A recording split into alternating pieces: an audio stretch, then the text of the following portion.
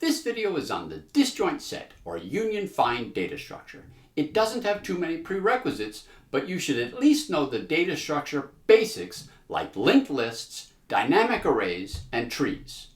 This might be my favorite data structure. The code is simple enough to use pseudocode throughout the video, yet the final analysis is too complex to cover here. Best of all, the structure itself seems simple enough to develop, even if you have like a regular-sized brain. This will be part of my You're Not a Freaking Moron series, so I will walk down a plausible path to create the data structure from scratch, and unsurprisingly, at no point in time will I look like a genius. The data structure needs the ability to create sets with one element each, to find out what set any element is in, and to combine two sets into one. That's it. It doesn't do much, but it does it very well. First, come up with any way to solve the problem. You can use a dynamic array. I made mine big enough that it won't need to resize. If you want to make some new set with some object, just stick it into your array along with a unique set ID for it. If you want to find out if object B is in the same set as object E, you walk through the set to find E, walk through the set to find B, and if they don't have the same ID, they aren't in the same set. If they are in different sets, to take their union, walk through the entire array, changing all of the objects with E's ID to have B's ID. Really simple, really slow. Adding an item takes average constant time, but find and union can take time n if there are n items, and you have to come up with unique IDs. That's not too hard, but why not just use the objects themselves? That's easy. That's why I named my dog, Dog. Each object is distinct and sets are distinct, so if each set has one object that it uses as its representative, that works. Of course, you aren't copying the object. You're keeping a reference to it, so the array only needs to hold two references for each item in any of the sets. How can we speed that up? There are a few things you can do, but it also depends on what you're putting into the set. Are they objects that you can mess around with? Like, can you store references in the objects? For this data structure, the assumption is that you can. This won't be a black box data structure like a linked list or array list. You can use those without having direct access to the internals of whatever you're storing. Here, we will modify the objects themselves to hold information, like how we might write a variable like discovery status into a vertex of a graph while searching it.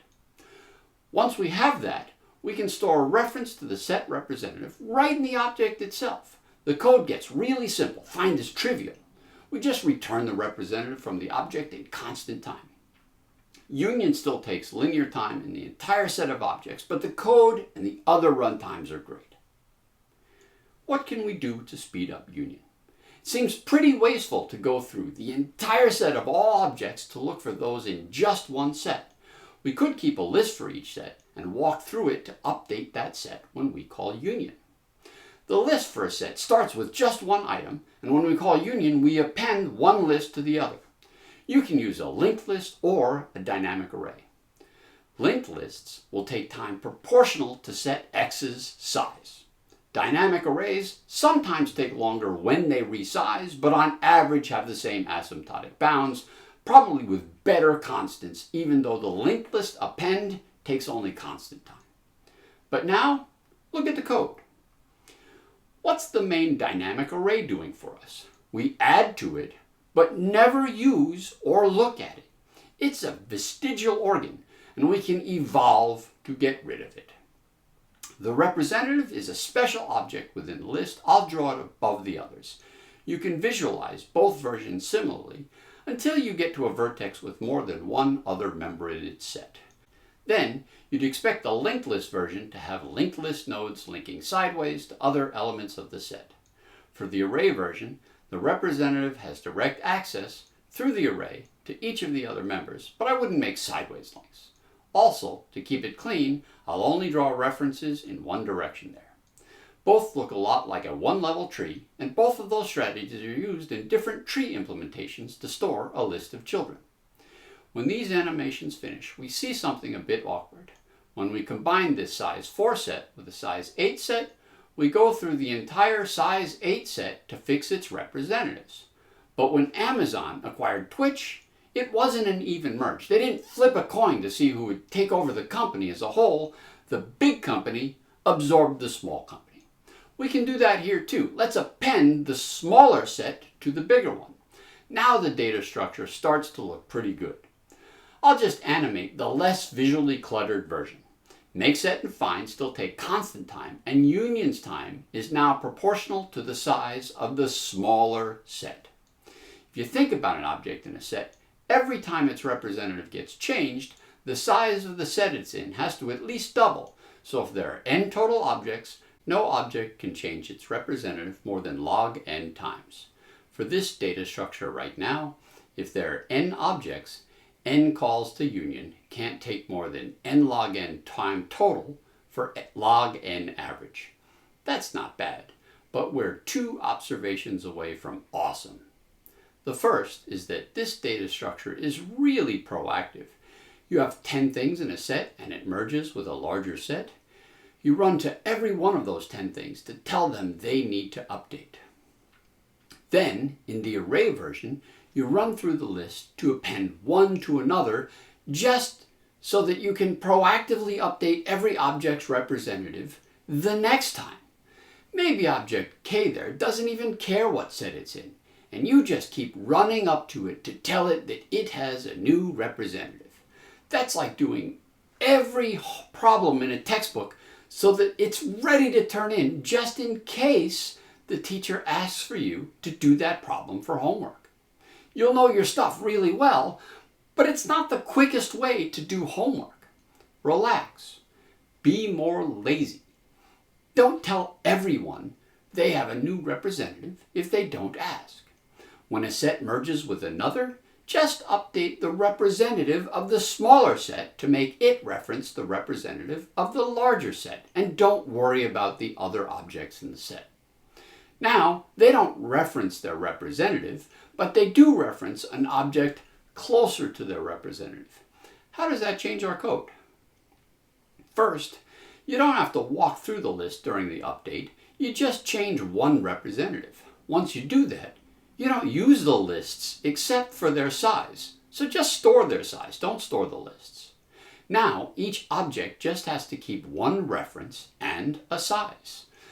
The set is a tree, but objects don't keep track of their children, only the size of their set.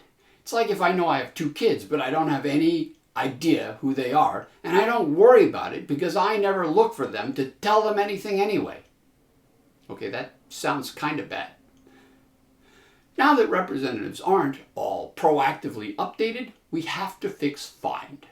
The set representative knows it's the representative, just like your congressman knows they're your congressman. For anybody else, recursively ask your last known congressman who their congressman is.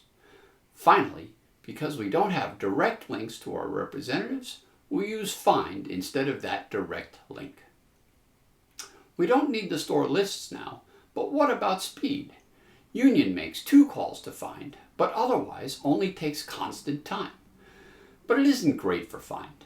The representative can check that it is its own representative in constant time, but other vertices need to walk up that tree to get to the root. Excluding find, union is really fast, but find is slower and union calls it, so that seems like a bad trade-off. Find isn't terrible. We still do union by size, so the tree height can't be more than log of its size, and the code still looks clean. I coded it recursively instead of using a loop.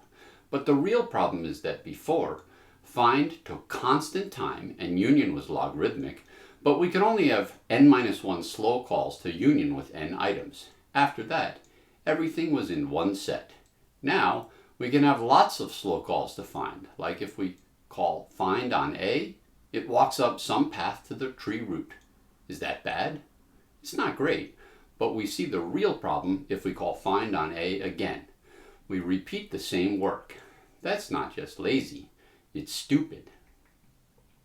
We went from being over-diligent, updating every object's representative, even if it didn't care, to not even bothering to record an updated representative, even after we found it. If we're forced to do the work anyway, save it. If your congressman loses their election and you call them to ask them if they're still your representative, they'll be annoyed. If you call them the next day to ask them again, they'll be pissed. To find A's representative, you ask every object on the path to the root what their representative is. Update them all. I wish these were called lazy but not stupid trees, but it's instead known as path compression. So here's my favorite part, where we see how clean recursion can make our code. How do we add path compression to this code? We recursively update the representative or parent a few characters of code. That's it. Let's take a look at how that runs on the same set of operations. MakeSet looks the same, and we don't see any difference until we call find on a non-root vertex. Any call to find on a non-root will break and reform its link, even if it's to the same node, because if an item isn't the representative, it automatically reassigns a new representative when you call find.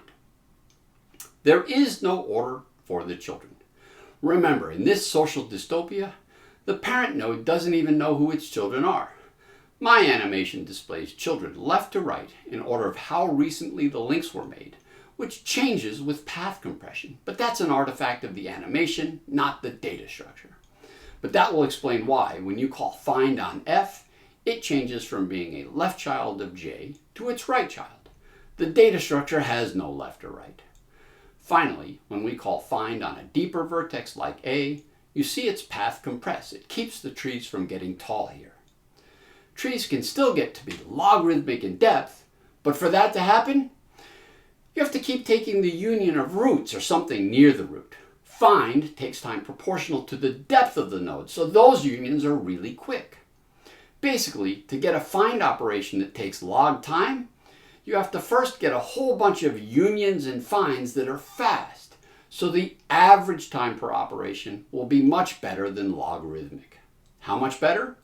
If you have n objects, the average time per operation will grow strictly asymptotically slower than log star of n.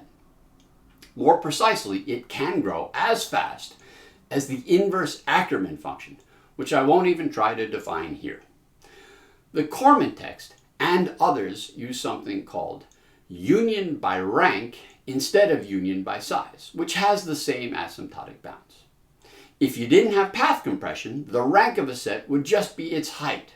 But once you add path compression, keeping track of height can hurt your efficiency. So rank is what the height would have been on the same operations if there was never any path compression. It's easy to track. Someday I might get to a video on the runtime analysis proof, but just defining the Ackermann function and its inverse is more complex than anything in this video. That video isn't too high on my priority queue, and I know how to be lazy. I'm also told I need to hire a continuity editor, whatever that is. It's probably not too critical.